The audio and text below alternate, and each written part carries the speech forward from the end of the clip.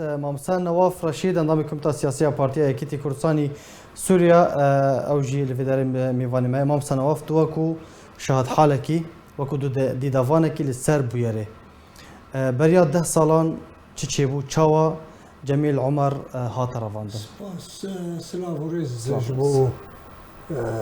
باوی کسرا میوانیتا و جبو همو تماشانا و جبو کارمندیوه جمیل شخوا چالکوان بو موالی پیدا بو ازمونک باش تجرباك منوی باش بهفرها بو 2009 یکش کاندی پیدا بو هم بشارتني إدارة محلية ده وبهفرة ما هفكاري باشكر وزرامكي شالك بان دما بيدا ويه بيشتيبو بيدا ومسألة خبيشندانا تشيبو شورش تشيبو وقت بابي كسراغوت نفس دروجا جوهات كرتن سري الصبح با من قهوة بخوار جي من روجا كوهاتية كرتن روجا هاتية كرتن صبح هات قهوة جنب بخوار قوت من قو هناك تهديد المذبي المسألة خبيشندانا وهي أجي كان يوم يقول حمواد بيجو إيه من تايبته حوالي من المذكن يعني هناك إيفاري نفسه ويروجدا إيفاري هاتا قرتن قرتناوي دوي دفرا جو هاتا قرتن نيزيكي جيم أبو نيزيكي مالاوي جيبو كدر الباجر كاوشر كدر تشاريانا تمثال ده السرياح سوتشا وكورنيش بندسته كدر ده بندسته بيديان رجيم ده بندسته بيده ده بو شكداري بيده شوا از نا قال لك يجيك بوم بس مديت تاكتن خلق كوم بون دكان ورهنا خلق الورهنا يجيكي جو هبونا خلقي الوهي نافندا باجي نا نافندا بس دكان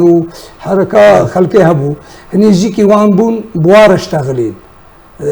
بس وقت دن جهامة دن كردي باشتغلي جو باش كذن تيشي وشتكي تنا ويسوار كرن برن لما بدأ ما برسيار كر قلت كردي مرة اشتغلين كرد بون شخد ويدا ميدا هم كي سرچاوي خد كرتن وشكدار بون شوخا وك باوي كسرا قلت او دفرا جو هاتا كرتن ويدا ميدا شكداري ريجيمي نبو الآلية دي آبو تكز دبي وتأكيد دبي لسر اف تشتيبوش باوي كسرا رهاتي قوتن برايوي وكبراكي مبو ابو حسن او هناك برادر رجل جمع عميد عبد الباسط قايم مقامي قام شلوم انها الى روجي تلافي ذا جوارا قلت شخوا او تزاني قول جموان بي انا الجموان بي جبر قلت كوميتا او لكاريا بارزقه دبود لجنة محافظة امني دبود يك جوانا بو ايجو بسرپرشتيا محافظ وبانداميا سروكي فروعي امني قلت من لي برسيا وبرسيار كريا جمرة قلتنا البامية امل وفقرين بس نقول الباكية نقول كيوان ويبريا قلت وفقرين هرن مالي تشتكتنا روجا دن آدن بشتي يبدو روجا سي روجا قلت بعربي قلت اف جماعة دركتن زاروك ناخد قلت ناخد دركتن سوز دانا منوي وفقرين بس ونقراندن وبري كيمي صالك يجي عبد الباسط اللي في ذبو من الاوتيلات ديفان دعوا ليكر مقوتي ده بيش قلقا وهناك انجمان اجتماعي كردي جهبون برادري مابون بجير قلت ابو محمد جنابي عميد جمر ببيجا قبراي منو بيدبر از عيسى حسو التلفون كر عيسى حسو جمره قلت قال كي خمان اخوا فان حرب سيرو جال ليكولينا عمي بيرا بكل عمي بزيفرين وباش وينا مدع الواكر قلت والله جدستي نبدستي مدى وجدستي مدركتيا وعين ولوجي قلت قوا فنادر كتن زارو خد يسوع ما مستات قلت روجاكو هاتيه رافاندن سبي هم بهفدور رونيشتبون بحثات قفو تهديدان ذكر اگر تو هناكي باش للسيرفي مجارب سكني كيجان علي بري هر اندام كي بيدي بو كيجان علي قلت بيدا حوالي مني بيدا دقفل مدكن دبيجي چنابي تو هري خابشندانا شخوا ويدمي ضغط وفشار سر حمو كسيت كرن سر خلكي خو بيشندانا حمو ذكرن او يك جواني جويجر وك از او قوتنا جير قوتنا فقر الجي خوم زانشي از نقل كي بينا قهدارن بس اكيد صديده باش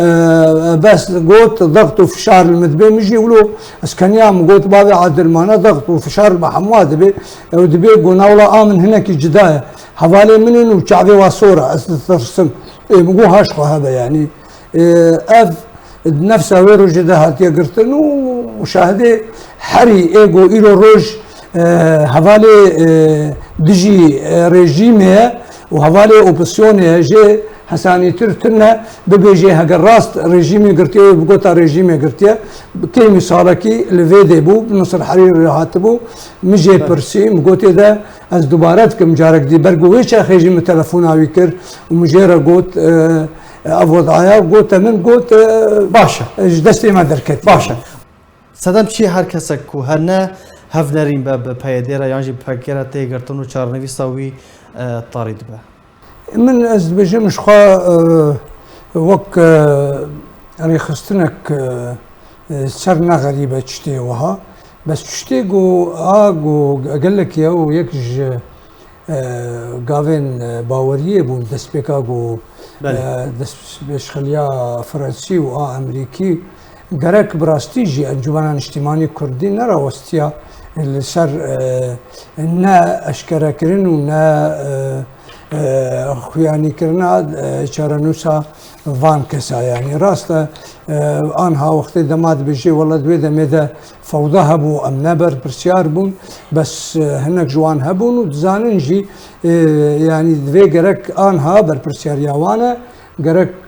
چارنوسا وان زوترين وقت نا ابو عادل تاني بهزاد دورسن جي و فؤاد ابراهيم جي و امير حامد جي و حم كسي قد رياوارة حتى آنها چارنوسا وانا ديارة قرك أشكره ببي وبس خلقي ما حتى في قناغي هناني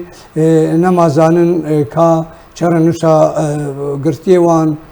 خلقي وان بچرنگي مايا وچاو بيه قرك زوترين وقته بيه هقر إيرو روجي وقتكي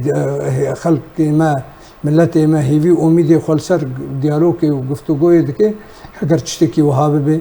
قرك يك شرط ومرجي اشكرا كرنا چارنوسا وان برادر